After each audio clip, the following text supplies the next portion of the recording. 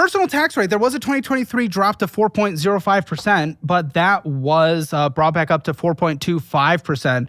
And the Supreme Court denied an appeal on August 30th of last year.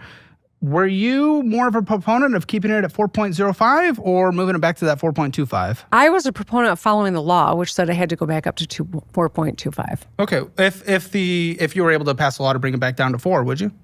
If someone could tell me how we're going to fund the things that we need to fund. Would you cut back on anything in order to fund that? I think we've made a lot of hard cuts recently. So before I would agree to take more important resources out of our budget, I'd want to know where people think they're coming from. Part of the hardship of being in this spot is, at the end of the day, I got to make sure the book's balanced, right? And so it angers some people on my left, it angers some people on my right when I say, no, I don't want to look at that tax cut unless you got a solution for me. And no, I'm not going to look at this spending unless you're telling me where the money's coming from. I'm curious, if this was, me and my obnoxious middle, and this was the what was that? This was the right, and this is the left. And let's say Bernie and Mondami are right here. Where are you? It depends on who you ask, but I think you. I think I'm closer to the middle. Well, when I still lived there, and you're going through the primary, there was a dude with I think a fake toupee. Oh, yeah. Kind of guy. I think he's in Congress now. But he was like the progressive, far left running. And then you were the more center. He and Abdul El-Sayed, yes, were both way on the, yes. But then it you really won. Kind of irritated me at the beginning, to tell you the truth, because I'm proud to be a very, progressive former legislator with the receipts, right? Like, I'd been in the legislature. I took lots of votes. I had an agenda, and two guys who never ran for anything ran and took all these positions and tried to make me look like I wasn't really a good Democrat. And you know what? It irritated me at the beginning, but they actually probably did me a favor because I think more people were open to hearing me out. And that's probably how I won. But can you beat Gavin Newsom? In Michigan? Yeah. I could beat anyone in Michigan. Fair enough. Now, one of the big percentages that money does go to, if we're bringing taxes, legally up from 4.5 to 4.25, there is the working families tax credit. And this is a redistribution type system. And I think a lot of people forget in this country, even compared to many Western countries, our income tax system is actually towards the top of the progressive world. A lot of the funding that comes in those Western European systems, social democracies that we like, are usually value-added taxes. That's what kind of pays the bills, right? And that tends to hurt everyone, where we tend to be more progressive, where the top 1% in this country pays, I believe it's like 30% of all income taxes. The top 50% pays 48% or 98% of all income taxes, the top 50% of earners.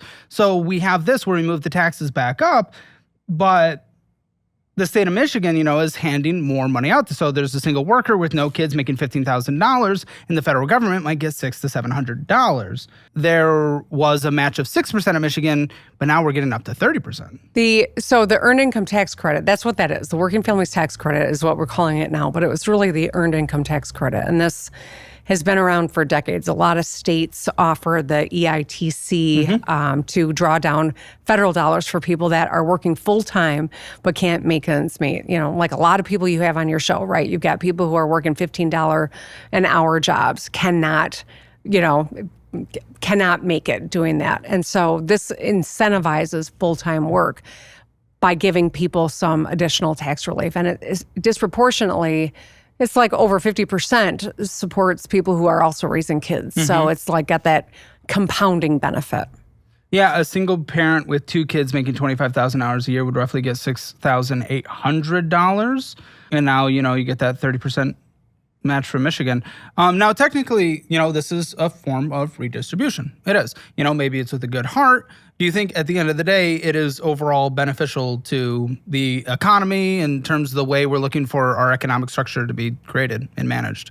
Well, I think government at the end of the day is really about making sure that every one of us can be safe, right? Like that's the most basic of government's job is to keep people safe, but also to create the conditions where every person can thrive, right? To create an economy that business people can have the workforce that they need. I mean, it's all about what are our priorities and how do we make sure that all boats rise, a rising tide lifts all boats. I mean, I think that's the philosophy that I've always looked at all of these policies with. And I think that it's important to have debate. I think it's important to understand some of the shortcomings of past policies and look to what others are doing and see, can we make it better? I mean, one of the things that we've done is really invest in our workforce, bringing down the cost of higher education, bringing down the cost of getting into a trade school.